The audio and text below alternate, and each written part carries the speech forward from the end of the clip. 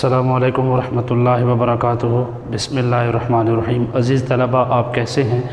میں امید کرتا ہوں کہ اللہ تعالیٰ کے فضل و کرم سے آپ بخیریت ہوں گے اور آپ آن لائن لیکچرز لے رہے ہوں گے، اور یقیناً ہوم ورک یا کلاس ورک جو آپ کو دیا جا رہا ہے وہ آپ ساتھ ساتھ کر رہے ہوں گے۔ گزشتہ لیکچرز میں ہم نے پڑھا تھا رسالت کے تقاضے۔ حضور سید عالم حضرت محمد عربی صلی اللہ علیہ وآلہ وسلم کی ذات پر ایمان، یہ ہمارے عقیدے کا بھی حصہ ہے اور ایمانیات کا بھی حصہ ہے۔ اللہ تعالیٰ کی توحید کے بعد سب سے اہم ترین جو عقیدہ ہے وہ عقیدہ رسالت ہے۔ ہم تمام رسولوں پر ایمان لاتے ہیں اور بالخصوص حضرت محمد عربی صلی اللہ علیہ وسلم کو اللہ تعالیٰ کا آخری نبی اور رسول تسلیم کرتے ہیں۔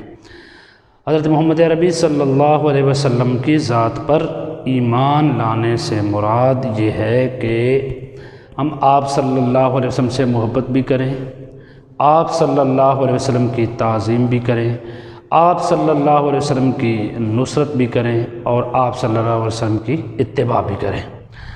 محبت رسول، تعظیم رسول اور آپ صلی اللہ علیہ وسلم کے احکامات کو پڑھنا، آپ صلی اللہ علیہ وسلم کی تعلیمات کو آگے پھیلانا اور ان پر عمل کرنا، یہ سارے کے سارے کیا ہے؟ نصرت رسول کے تحت آتے ہیں۔ اطاعت و اتباع میں یہ ہے کہ آپ صلی اللہ علیہ وسلم جو احکامات ارشاد فرمائے یا جو پریکٹیکل آپ نے ہمیں کر کے دکھایا اس پر عمل کرنے کا نام کیا ہے؟ اطاعت و اتباع ہے۔ اب ایک سچا مسلمان رسولوں پر ایمان لانے سے کیا جو ہے وہ اخذ کر سکتا ہے کہ ایک سچے مسلمان کے اندر کیا تبدیلی آتی ہے کہ جب وہ رسول اکرم صلی اللہ علیہ وسلم اور دیگر انبیاء کرام پر ایمان لاتا ہے؟ تو رسالت پر ایمان لانے، صحیح ایمان کون سے لوگ لاتے ہیں؟ تو یہ آپ پیج نمبر 13 کھولیں تو وہاں پر آخری پیراگراف ہے، رسالت پر صحیح ایمان کے حامل وہی لوگ ہیں جو تمام انبیاء کرام پر ایمان بھی رکھتے ہیں اور ان کی تعلیمات کو سچا بھی سمجھتے ہیں اور حضرت محمد عربی صلی اللہ علیہ وسلم کی تعلیمات پر عمل کرتے ہیں۔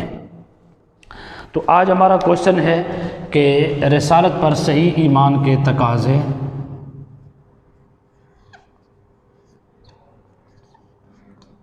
ایمان کے تقاضے، یہ ہمارا عنوان ہے اور ہمارا شارٹ کوشچن تیار ہو رہا ہے جی۔ رسالت پر صحیح ایمان کے حامل، ایمان کے حامل لوگ،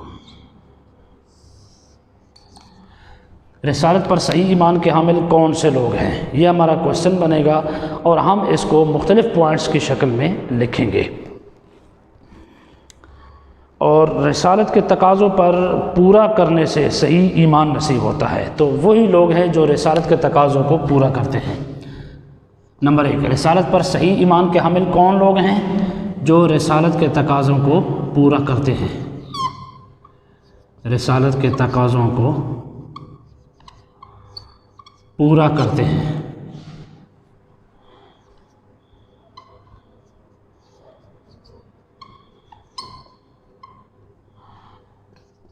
رسالت پر صحیح ایمان کے حامل وہ لوگ ہیں جو رسالت کے تقاضوں کو پورا کرتے ہیں۔ رسالت کے کون کون سے تقاضے ہیں؟ محبت رسول، تعظیم رسول، نصرت رسول اور اتباع رسول صلی اللہ علیہ وسلم۔ اور رسالت پر ایمان لانے سے اور ہمیں کیا حاصل ہوتا ہے؟ رسالت پر ایمان لانے سے صحیح شریعت کا ہمیں علم حاصل ہوتا ہے اور اس کے ساتھ ساتھ آخرت میں کامیابی اور سرخروئی جو ہے وہ حاصل ہے۔ رسالت پر صحیح ایمان کے حامل وہ لوگ ہیں جو رسالت کے تقاضوں کو پورا کرتے ہیں۔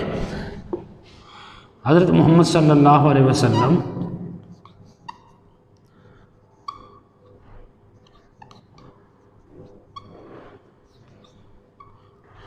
سے دل و جان اور تمام رشتوں سے بڑھ کر محبت کرتے ہیں، محبت کرتے ہیں۔ نمبر 3، آپ صلی اللہ علیہ وسلم کی تعظیم کرتے ہیں صلی اللہ علیہ وآلہ وسلم کی تعظیم کرتے ہیں اور آپ صلی اللہ علیہ وسلم کی صلی اللہ علیہ وآلہ وسلم کی تعلیمات اور ارشادات پر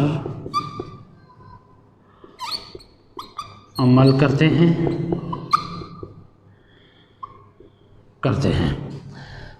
یہ ہے رسالت پر صحیح ایمان کے حامل وہ لوگ جو رسالت کے تقاضوں کو پورا کرتے ہیں۔ اس میں ساری چیزیں آ جاتی ہیں، دل و جان اور تمام رشتوں سے بڑھ کر حضور صلی اللہ علیہ وسلم سے کیا کرتے ہیں؟ محبت کرتے ہیں، حضرت محمد صلی اللہ علیہ وسلم کی تعظیم کرتے ہیں اور آپ صلی اللہ علیہ وسلم کی تعلیمات اور ارشادات پر عمل کرتے ہیں۔ نمبر 4، دین کی اشاعت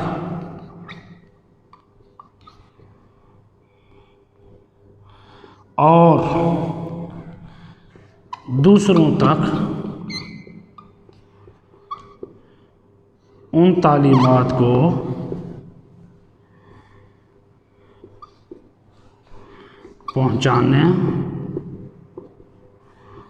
پہنچانے کا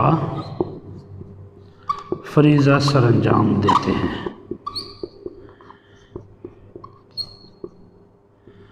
جی بیٹا، یہ 4 چیزیں جو ہیں یہ رسالت پر صحیح ایمان کے حامل وہ لوگ ہیں جو رسالت کے تقاضوں کو پورا کرتے ہیں، آپ صلی اللہ علیہ وسلم سے دل و جان اور تمام رشتوں سے بڑھ کر محبت کرتے ہیں۔ نمبر 2، حضرت محمد عربی صلی اللہ علیہ وسلم کی تعظیم کرتے ہیں اور آپ صلی اللہ علیہ وسلم کی تعلیمات اور ارشادات پر عمل کرتے ہیں۔ تعظیم یہ سمجھ لیجئے کہ جب حضرت محمد عربی صلی اللہ علیہ وسلم کا نام نامی آئے تو ساتھ ساتھ درود پاک پڑھتے ہیں۔ جو چیز آپ سے منسوب ہے، مثلا گنبد خضرا، مدینہ شریف، یا وہ چیزیں جو آپ صلی اللہ علیہ وسلم نے پسند فرمائی، لباس کے حوالے سے، خوراک کے حوالے سے، چلنے پھرنے کے انداز سے، تو ان تمام چیزوں پر ان کو قدر کی نگاہ سے دیکھنا، عزت کی نگاہ سے دیکھنا، یہ کیا ہے؟ تعظیم کہلاتا ہے۔ اور ان تمام طریقوں کو دوسرے طریقوں پر اولیت دینا، مثلا آپ صلی اللہ علیہ وسلم نے فرمایا کہ پانی 3 سانسوں میں پیو۔ اب ایک ہے گھٹا گھٹ بوتل کو منہ لگا لینا اور پانی پی لینا، لیکن ان دوسرے تمام دنیاوی طریقوں پر اگر ہم اولیت اس طریقے کو دیتے ہیں کہ حضور صلی اللہ علیہ وسلم کا فرمان ہے کہ 3 سانسوں میں پانی پیو، تو یہ بھی کیا ہوگا؟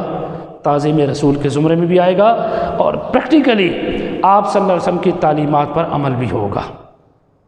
تو دین ہم سے یہی تو تقاضا کرتا ہے کہ ہمارا دعویٰ محبت رسول کا صرف زبانی حد تک نہ ہو، عملی شکل میں بھی ہو۔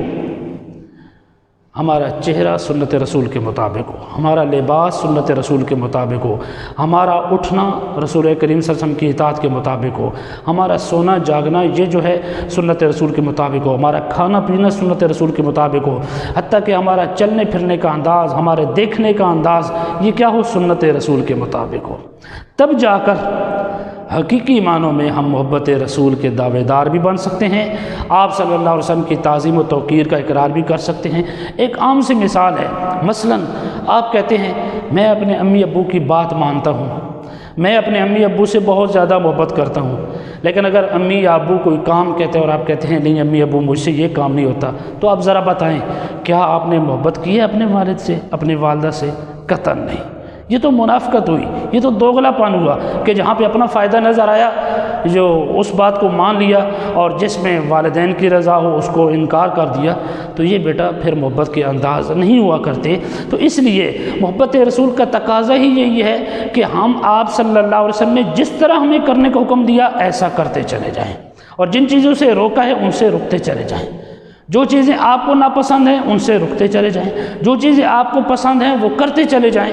تو وہ نقل کرنا ہی ہمارے لیے کیا ہے؟ اصل کا درجہ رکھتا ہے اور ہماری زندگی میں کامیابی اور کامرانی کا جو ہے وہ سبب بن سکتا ہے۔ تو رسالت پر صحیح ایمان کے حامل وہ لوگ نہیں ہوتے جو صرف زبانی طور پر محبت رسول کے دعوے تو کریں لیکن عملی طور پر کچھ نہ کرتے ہوں۔ رسالت پر صحیح ایمان کے حامل جو صحیح ایمان کا حق ادا کرتے ہیں وہ وہی لوگ ہیں جو محبت رسول کے دعوے کے ساتھ ساتھ عملی طور پر بھی اپناتے ہیں آپ صلی اللہ علیہ وسلم کے احکامات کو، اور آپ صلی اللہ علیہ وسلم سے منسوب ہر چیز کی عزت و توقیر کرتے ہیں۔ دیکھیں ہمیں مدینہ شریف سے کیوں محبت ہے؟ اسی لیے کہ وہ شہر رسول ہے، اس لیے آپ صلی اللہ علیہ وسلم کے گلی کوچوں میں آنے جانے کا وہ شوق لگا رہتا ہے۔ ہم آپ کی نعتیں پڑھتے ہیں، آپ کے قصیدے پڑھتے ہیں، آپ کا ذکر سنتے ہیں، آپ کا ذکر کرتے ہیں۔ آپ کے جو جوتی مبارک تھی ہم اس کو نالین کہتے ہیں، یعنی عزت کا درجہ اسے دیتے ہیں۔ کیوں؟ وہ نالین، وہ چمڑے کا ٹکڑا، وہ آپ صلی اللہ علیہ وسلم کے پاؤں مبارک سے منسوب ہے۔ اسی لیے جو چیز آپ صلی اللہ علیہ وسلم سے منسوب ہو اس کی تو ہم عزت و توقیر کریں، لیکن وہ عمل جس کی نسبت میرے آقا سے ہے اس کو عمل کو سر انجام دینا، یہ بھی نصرت رسول اور اتباع رسول کے تحت آئے گا۔ میں نے جس طرح سے کہا کہ ہمارے وہ ضروریات جو ہم آٹومیٹکلی پوری کرنی ہی ہیں، مثلا کھانا پینا ہے یہ ہماری ضروریات ہے، پانی پینا ہے ہماری ضرورت ہے، کھانا ہے ہماری ضرورت ہے، سونا جاگنا یہ ہماری ضرورت ہے، لیکن اگر ہم اسی کھانے پینے اور ان ضروریات کو سنت رسول کے مطابق سر انجام دیں گے، اتباع رسول کے تحت ہم جو ہے وہ ادا کریں گے، آپ صلی اللہ علیہ وسلم کے سٹیپس پر چلتے ہوئے ہم جو ہے عمل کریں گے، تو یہ کھانا پینا ہمارے لیے عبادت بن جائے گا، یہ سونا جاگنا عبادت بن جائے گا، یہ اٹھنا بیٹھنا عبادت ہوگا، یہ ہماری ساری کی ساری جو 24 آورز کی جو لائف ہے یہ ہماری عبادت بن سکتی ہے اگر ہم آپ صلی اللہ علیہ وسلم کے فٹ سٹیپ کو یوز کریں، آپ صلی اللہ علیہ وسلم کے نقش قدم کو ہم اپنائیں، تو پھر ہماری کامیابی جو ہے وہ ہو سکتی ہے۔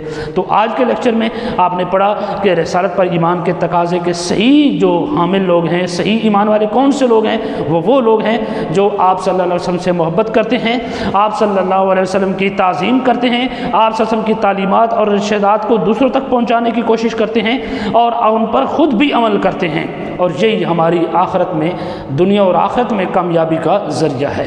ملتے ہیں اگلے لیکچر میں جس میں ہم جو ہے وہ اس کے علاوہ جو ہے وہ ٹاپک کو ڈسکس کریں گے۔ تب تک کے لیے اللہ حافظ۔